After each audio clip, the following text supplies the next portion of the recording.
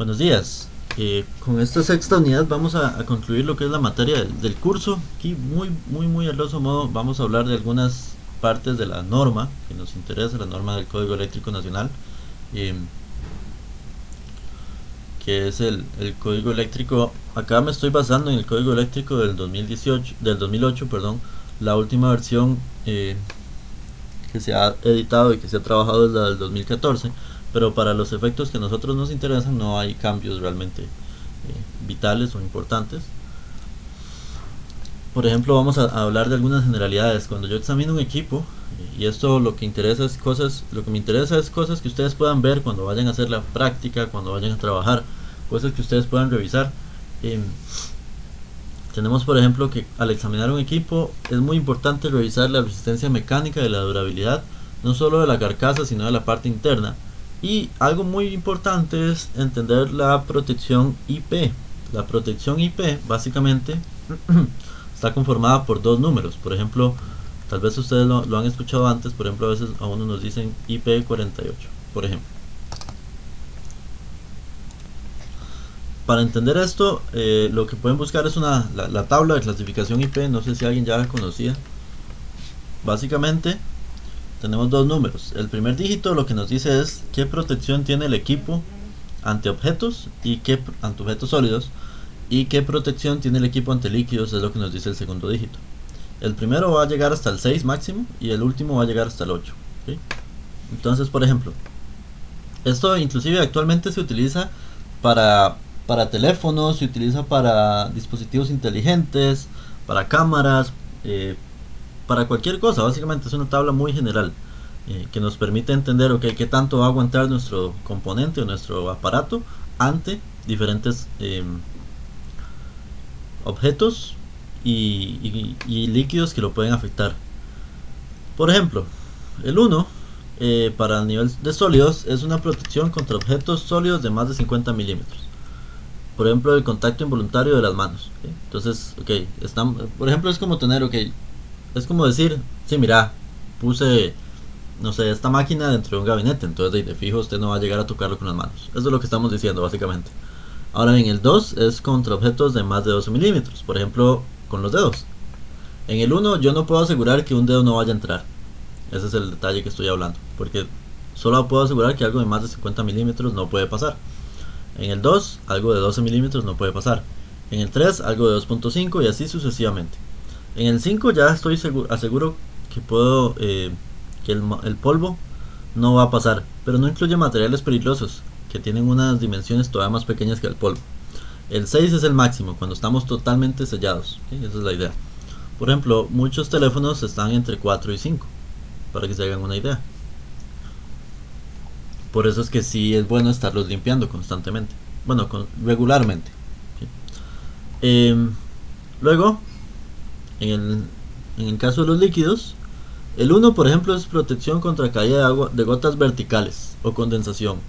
En el 2, la inclinación, todavía podemos tener el teléfono o el aparato inclinado y va a aguantar.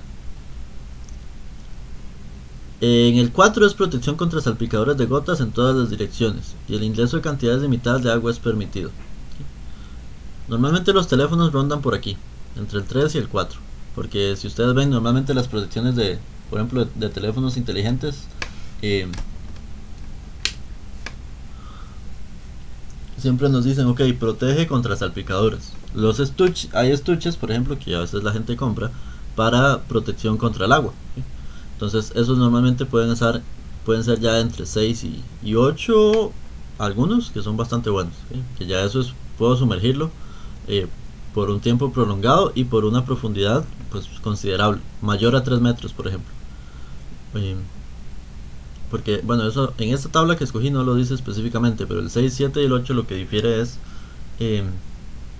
bueno, el 7 y el 8, la diferencia es que tanto lo puedo sumergir. El 7, si recuerdo bien, es a máximo 1 metro de profundidad, digamos típicamente una piscina o algo así, y el 8 ya es lo que puedo sumergirlo con mayor calma en un lago o en el mar, por ejemplo.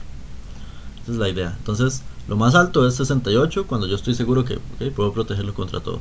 Por supuesto, ya una profundidad mayor todavía, como por ejemplo nivel submarinos y demás, ya eso es otra tabla que se sale de la tabla de IP. Pero esa es la idea. Entonces siempre es bueno revisar esto en cualquier componente o en cualquier carcasa, en cualquier equipo. Luego, otra cosa que tenemos que revisar es que el equipo tenga espacio para el doblez de los alambres y para las conexiones. Muchas veces cuando se hace un diseño mecánico de una carcasa, de un equipo, de cómo va a ir implementado y montado, la gente se olvida de que eso ocupa cables, que principalmente si funciona con electricidad, ¿no? Ocupa cables que energicen el sistema. Entonces a veces se les olvida que mira cómo vamos a acomodar el cable, cómo va a ir fijo el cable, porque el cable no puede ir suelto, por supuesto. Entonces ese tipo de conexiones, ese tipo de cosas hay que revisarlas constantemente. También tenemos que revisar que haya un aislamiento eléctrico, que si yo toco la carcasa no voy a recibir la corriente, ¿okay? No me voy a electrocutar, por ejemplo. Eso es muy importante. También tenemos que considerar efectos de calentamiento en condiciones normales y anormales. Es decir, si yo tengo el equipo trabajando en Cartago, es diferente al equipo que ya está trabajando en el puerto. ¿Okay? Por supuesto, hoy en día con el calentamiento global eso varía un poco de forma anormal justamente, pero es conocido que va a trabajar en condiciones muy diferentes. Entonces tengo que estar seguro de que pueda aguantar la carcasa o que pueda aguantar el equipo, sin decir que si la vida útil era de 10 años, yo no quiero que a los 8 ya vaya a haber un borne derretido, porque trabaja a corriente muy alta y porque aún así pues trabaja a temperaturas de más de 25 grados, por ejemplo. Tengo que estar seguro del efecto de los arcos eléctricos. Eso es básicamente que no vaya a tener, que si tengo por ejemplo altos voltajes en ese equipo, tiene que haber un aislamiento correcto entre las mismas conexiones del equipo. Ni siquiera estoy hablando de con la carcasa ni nada, sino que entre las mismas conexiones del equipo tiene que haber un aislamiento adecuado, para que no haya arcos eléctricos entre un cable y otro, porque eso me va a generar un corto que podría perfectamente generar un flujo de corriente en la carcasa y quemar el equipo mismo. ¿Okay? Entonces hay que tener cuidado con los arcos eléctricos, principalmente cuando estamos manejando campos electromagnéticos y cuando estamos manejando altas corrientes. Como por ejemplo, esta es la razón de que el tendido eléctrico tenga una separación determinada entre los 3 cables que vienen en cada poste y que van a cada uno de los transformadores, porque si no generamos un arco eléctrico. Y hay que entender la clasificación del equipo, por supuesto. Algunas generalidades también es: la tensión nominal de un equipo nunca debe ser inferior a la tensión nominal del circuito al que está conectado. Eso es muy importante. Si yo tengo un equipo que trabaja máximo a 60 voltios, no puedo llegar a conectarlo a un toma que trabaja a 120. Ahora bien, estoy hablando de todo esto es para corriente alterna. ¿Okay? El equipo tiene que poder trabajar a 120. Por eso es muy importante, inclusive también para corriente directa, ¿no? Es decir, ustedes no van a llegar y conectar la computadora sin el cargador directamente al toma de 120, porque la computadora típicamente no va a pasar de consumir 19 voltios. Entonces, si ustedes conectan algo de 19 voltios directamente al toma de 120, pues van a dañar el equipo y la compu no les va a volver a funcionar. Dejando de lado que la compu trabaja con corriente directa y que el toma es corriente alterna. Aún así, aunque fueran dos corrientes directas o corrientes alternas, no les va a funcionar. Ahora bien, por eso existen aparatos que convierten la energía y que reducen los valores, como el cargador de una computadora, por ejemplo. El cargador se encarga, valga la redundancia, de convertir la energía de los 120 a energía, primero energía directa y segundo reducirla para lo que ocupa la computadora. Entonces eso es muy muy importante, aunque suene trivial. A veces la gente se le olvida ya cuando está conectando un equipo. Tiene tanta emoción de llegar y conectar el nuevo motor o de llegar y conectar el nuevo taladro, lo que sea, y no revisó esa parte. Entonces todo esto es muy importante revisarlo. Luego, los conductores usados para transportar corriente deben ser de cobre, a menos que se especifique lo contrario. Siempre deben ser de cobre. Solo en casos específicos, como cuando tenemos por ejemplo supercomputadoras o cuando tenemos cierto tipo de servidores o demás, tiene que haber ciertas conexiones tal vez de oro o de oro suele ser más en equipos de audio, pero puede haber por ejemplo conexiones de plata o demás. Eso sale bastante más costoso, pero a menos de que se diga, siempre tiene que ser de cobre y nunca de menos. ¿Okay? El cobre es el conductor oficial de la electricidad. Y el calibre de esto se indica según el código AWG, que eso también se busca. Por ejemplo, tal vez lo han escuchado. Vamos a ver. Ajá, por acá tenía una tabla de AWG que la vamos a ver al final. Pero, por ejemplo, dependiendo, el AWG nos dice qué corriente puede fluir por ese cable dependiendo del grosor del cable, del diámetro del cable. Estos ya son calibres que se trabajan. No es necesario saberse los diámetros, sino los calibres. ¿Okay? Luego, en cuanto a gabinetes, el código nos proporciona una tabla que nos dice, bueno, según el grado de protección que queremos, es decir, queremos que esté protegido contra un contacto eventual con el equipo encerrado, o que queremos que esté protegido contra lluvia, nieve y aguanieve. Eso es importante. Básicamente es cuando bueno, no sé si saben qué es aguanieve. Básicamente aguanieve es cuando el hecho de que la nieve, ya cuando la nieve se está derritiendo y se convierte en una parte líquida. Esa es la idea. Aquí es aguanieve extrema cuando es, por ejemplo, va a estar afuera. Es decir, este aguanieve con asterisco quiere decir cuando ya tenemos una tormenta de nieve, por ejemplo, y ya va a golpear directamente, es como si fuera una tormenta con mucha lluvia, pero que incluye nieve. Imagínense en eso. No sé si alguno ha estado o ha vivido en alguna temporada y ha visto o estado presente en una tormenta de nieve, al menos ojalá en la casa, ¿verdad? Encerrados, no que la hayan sufrido estando afuera, pero a eso se refiere, cuando es tan frío y líquido por la tormenta de nieve. Entonces, esto es el aguanieve con asterisco. Ahí ocupamos de fijo alguno de estos. Ahora bien, el número de tipo de gabinete, para entender un poco a qué se refieren los números. La protección X, R, X, S, X, P o demás depende de lo que queramos acá. Y el número y estas letras lo que quiere decir es el tamaño del gabinete, ¿okay? Básicamente. Los 3 son los más pequeños y los 6 son los más grandes. Ahora bien, también X depende de si queremos, por ejemplo, el ancho. Va jugando con las dimensiones, ¿no? Cuántos equipos queremos mantener y para qué tipos de equipos. Hay unos que son solo para equipos que se van a conectar. Por ejemplo, puede ser hasta un breaker, por ejemplo, o puede ser para un transformador. Tienen condiciones diferentes. Entonces a eso se refieren las R's y las X. Todo esto está especificado en el código, entonces no es necesario pues entrar aquí en detalle de qué significa la R, la S y demás, pero sí sepan que depende del equipo que se quiera conectar. Ahora bien, independientemente de eso, yo puedo querer conectar un equipo, un transformador que solo me interesa que no tenga contacto con nada, o que esté protegido contra lavarse por mangueras, ¿okay? Entonces ocupo de fijo un gabinete tipo 4 al menos, o un tipo 6. Contra agentes corrosivos, entonces aquí ya depende. Polvo movido por el viento, como por ejemplo el polvo del Sahara. Suena divertido tal vez, pero es un detalle que hay que considerar. Ahora bien, vean que todo esto es para uso en exteriores, y lo digo porque es el caso más drástico, ¿sí? Por eso les pongo esta tabla específicamente, porque es el caso más drástico. Vean que esto es justamente para uso en exteriores. Hay equipos que yo no puedo lavar con manguera, que tengo que lavarlos pues con más cuidado, por decirlo así. Acá tenemos para uso en interiores. Bueno, y aquí tenemos para inmersión temporal e inmersión prolongada. Esto es en el agua. Vean que solo los 6. Vean que va ligado un poco a los números de la tabla IP.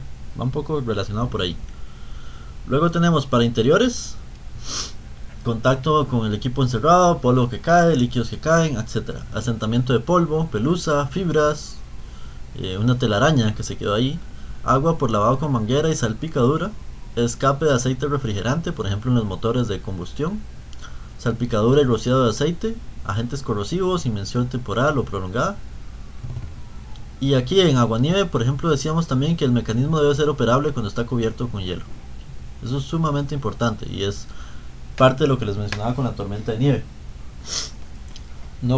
Hay equipos donde no podemos decir, ok, no, si tenemos una tormenta y detenemos la operación. Eso no es realista. Entonces tenemos que considerar esas protecciones, ¿okay? Y vean que ya para uso en interiores, aún así las protecciones aumentan hasta un número 13. Entonces, dependiendo de eso, se elige el tipo de gabinete. Luego, en otras generalidades, bueno, las paredes, el techo, los pisos y las entradas que tienen conductores y equipos de más de 600 voltios nominales se deben construir con materiales con una capacidad nominal mínima de resistencia al incendio de 3 horas. Es decir, si yo tengo algo, paredes, techos o demás, que van a estar cerca de equipos que trabajan a más de 600 voltios, estas paredes, techos, pisos, muebles, lo que esté a la par, tiene que aguantar incendio por 3 horas. Esa es la idea. Por eso, muchas veces se construyen en cemento, ¿sí? Porque queremos algo que resista un buen incendio, realmente. Y esto se las traigo, y esta este artículo de la norma se los pongo específicamente pues por estar en el énfasis de protección contra incendios, sistemas contra incendios.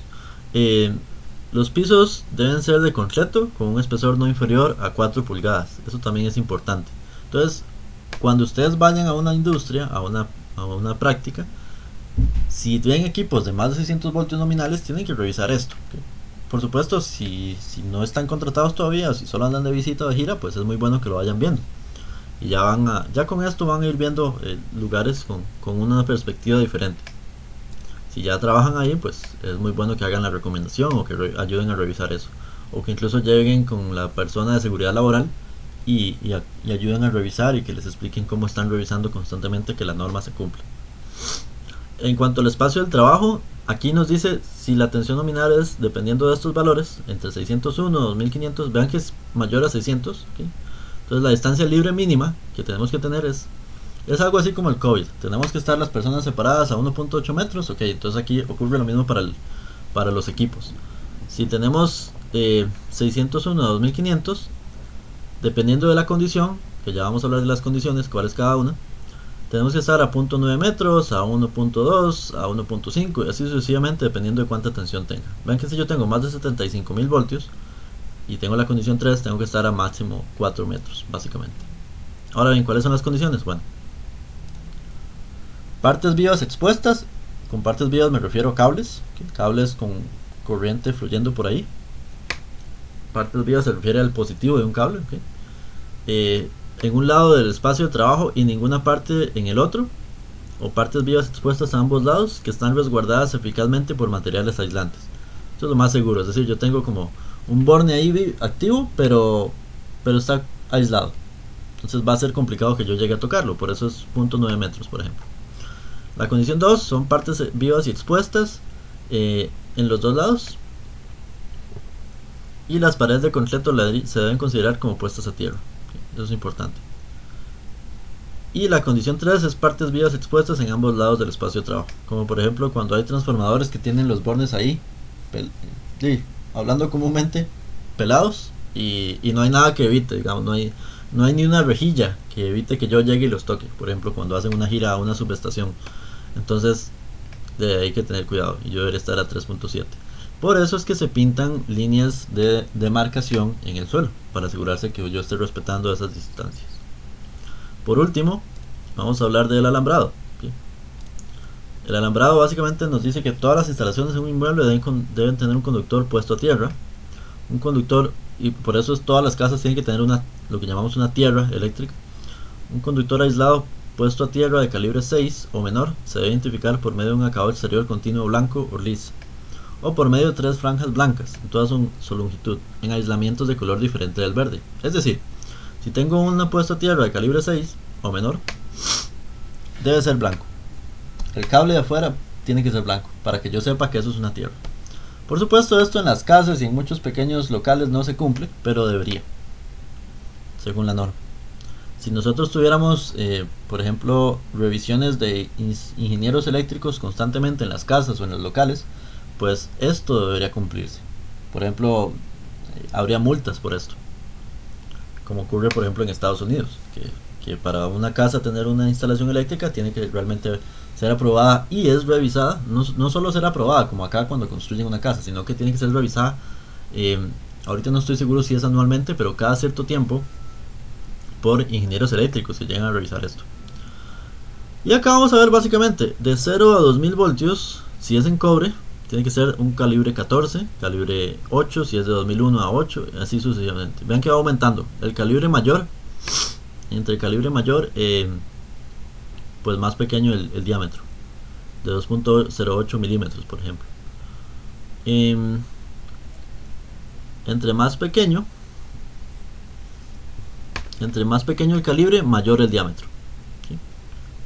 Ven que va aumentando. Por supuesto, porque vamos a permitir que fluya más electricidad. Y aluminio o aluminio recubierto de cobre, aquí va cambiando. Por ejemplo, muchas veces han escuchado que el calibre 12